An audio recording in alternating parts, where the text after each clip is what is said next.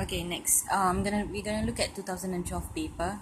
As usual, must read the introduction. So this time we have two unknowns, salt P and salt Q. So both are salts, and actually we have one more. Provide solutions of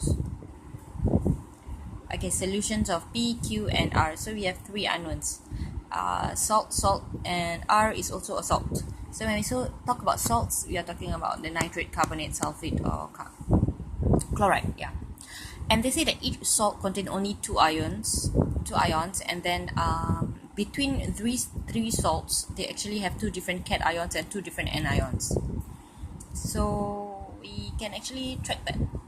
So okay, carry out an experiment, test any gas, blah blah blah. Okay, record your observations. They didn't ask you to actually deduce what the salts are, but you just need to write down your observations and conclude the gases, I guess. Okay, so as usual, you have salt P, and then they ask you to heat it up and then repeat with solid Q. Same thing, the heating up and also the splint test.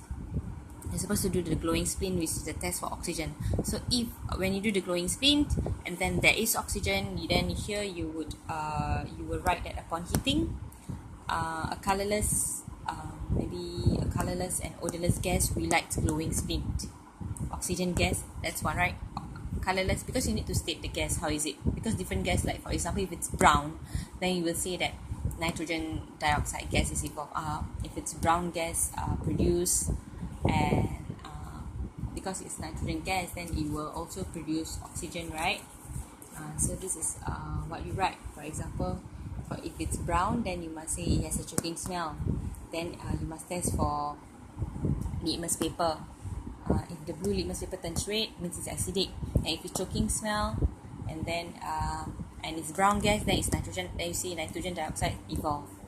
But if you test, right, and then for example, you test with glowing splint, and then the glowing splint relighted, then you say oxygen gas is evolved. So you say a colorless and odorless gas produce relights glowing splint, oxygen gas evolved. That is there's 4 marks, right? So I think there would be 2 mark here and 2 mark here. So one more mark, because you are heating, right? You talk about two things. One, the gas, whether colorless, odorless, and what is the gas test. Then you mention about what is your prediction of the gas. So since you do an oxygen test, and this colorless, odorless gas actually relights the glowing splint, then you say oxygen gas evolved. That's 1 mark. The other mark is you mention about the residue. When you heat up, is there any color? What do you observe? So that's 2 marks. You repeat the same thing, that's another 2 marks with Q. So we just look through first lah. This is for you to have a mental picture of where your marks are going to be at. Then you turn around, you notice that there's actually, you need to do for every single one, P, Q, R, every single test. So you look through the test. So the moment you put sodium hydroxide, you know that you're testing for cation. So testing for cation, right, means that you are expecting to write no PPT or got PPT or white PPT or green PPT. So you need to write the PPT, and then you must write because you need to gently warm, right? So on heating, whether ammonia gas is given out. Okay, because when you put sodium hydroxide and you warm, it means you're testing for ammonium ion. So for example, you put sodium hydroxide. After you put, right, here you see no PPT. Here no PPT. Here also no PPT. Then no PPT lor. And then you warm the mixture. Nothing happened. You put red litmus paper, it doesn't turn blue. So you put no visible reaction. And then over here maybe you see a change. So you see and then because you know it's ammonia, right, even if you got blocked nose, you go write down on heating, a colorless pungent gas turns moist red litmus paper blue. Ammonia given off. Must write the gas evolved, right? So this one is colorless pungent gas evolved. For example, it comes there is a gas, ammonia gas.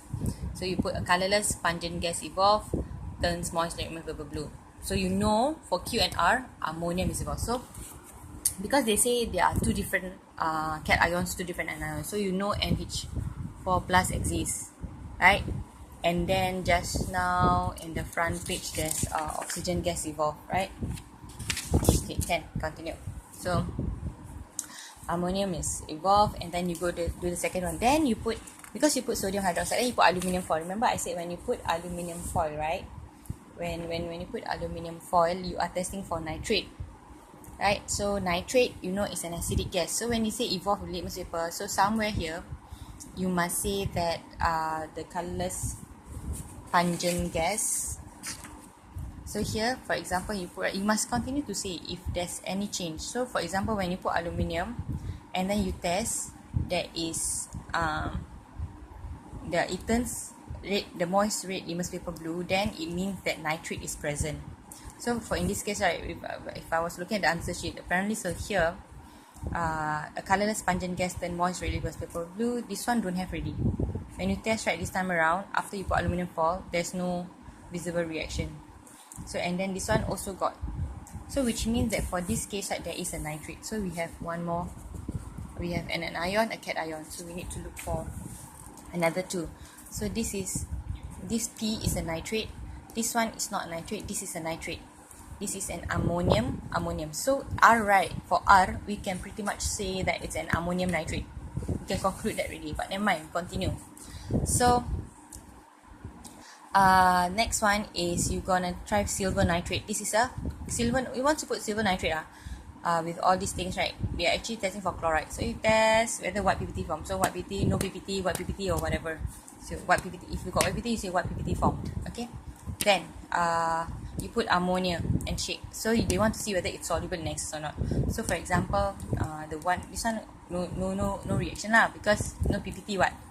So this one, then you say that see lah whether it's soluble or not. Okay, so if it's soluble, then you say the white PPT is soluble in ammonia or dissolved in aqueous ammonia, okay, to form colorless solution.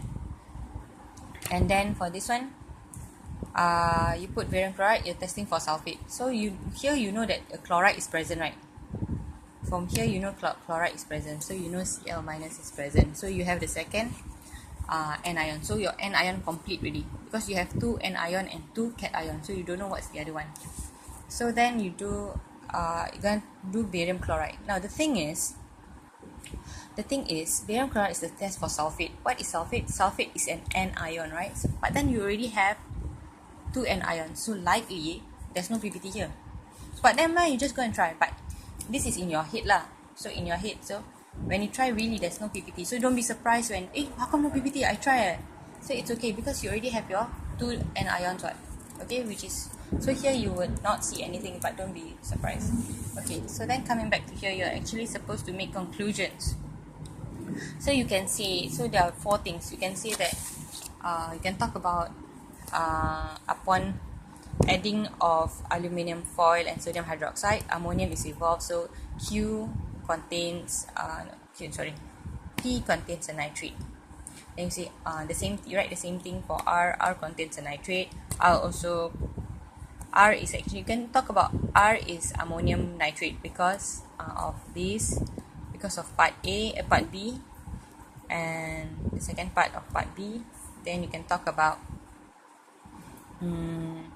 P contains a chloride, because when you put silver nitrate, that a white PPT is formed. Okay, that's second conclusion. First conclusion is here, P contains nitrate. Second conclusion, that P contains chloride. I think so, like something like that. Yeah, I can't remember the answer. Contains chloride. Then you can talk about Q contains ammonium. R contains ammonium nitrate. So that's four conclusions. Because then you just say the reasons are the evidences is here.